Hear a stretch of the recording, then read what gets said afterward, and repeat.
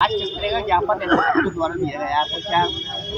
देखिए, मैं यामीन खान अब्बासी, जिला अध्यक्ष ऑल इंडिया मजलिस इत्तेहादुल मुस्लिमीन अलीगढ़। परसों जो हरदोगंज थाने में एक शरीफ कुरैशी जो मीट कारोबारी था, मीट लेकर जा रहा था, तो हनुमानगढ़ी पर जो कुछ तथाकथित हिंदूवादी जो अपने को कहते हैं संगठन के लोग थे, उन गुंडों ने उस व्यापारी को रोका।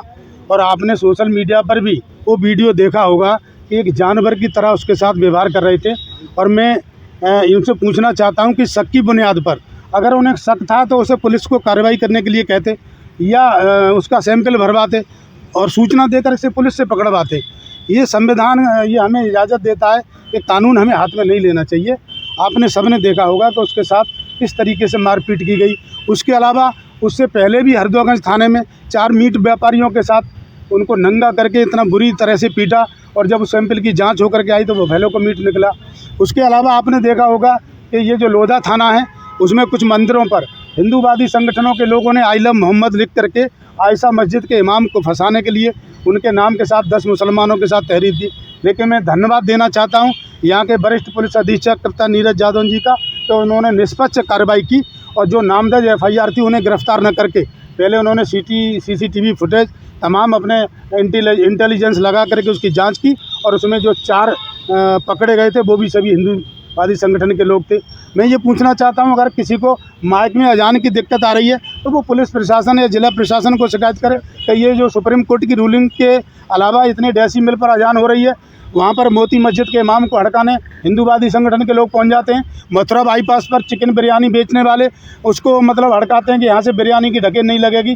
तो मैं ये कप्तान साहब को आज ज्ञापन के माध्यम से ये बताना चाहता हूँ कि ये जो हिंदू मुस्लिम गंगा जमुनी तहजीब का शहर है, इस शहर में कुछ हिंदूवादी संगठन के लोग, चाहे वो बजरंग बल हो, चाहे बजरंग दल हो, चाहे करड़ी सेना हो, तमाम संगठन के लोग इस शहर की फिजा खराब करने की कोशिश कर रहे हैं।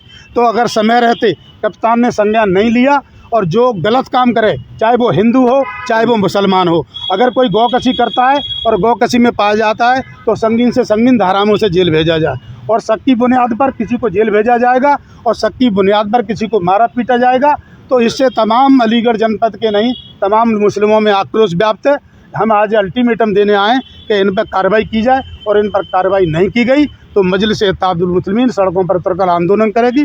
और जिस तरीके से वो कानून हाथ में लेकर के मुसलमानों को हड़काने का कार्य कर रहे हैं, ये सब नहीं चलेगा। लगातार ऐसी घटना हो रही है। आश्वासन दिया उन्होंने? देखिए, कप्तान साहब ने हम आश्वासन दिया है। उन्होंने कहा था कि लोधा के अंतर्गत तमाम लोगों ने आई लव मोहम्मद लिखा, आपने देखा होगा, हमने उसकी सराहना भी की और उनकी तारीफ भी की। कप्तान साहब कह रहे कि हम की जांच करा रहे हैं, FIR कर दी गई है और उसमें 2 की गिरफ्तारी हो गई है। शेष को चिन्हित करके उनकी भी गिरफ्तारी की जाएगी, और अगर उनमें किसी पर अगर ज़्यादा मुकदमे पाए गए तो उनके खिलाफ गुंडा एक्ट की भी कार्रवाई की जाएगी। बोले पिछले कप्तानियों में क्या हुआ मैं नहीं कह सकता, लेकिन मेरी कप्तानी में ये गुंडागर्दी अलीगढ़ में नहीं चलेगी।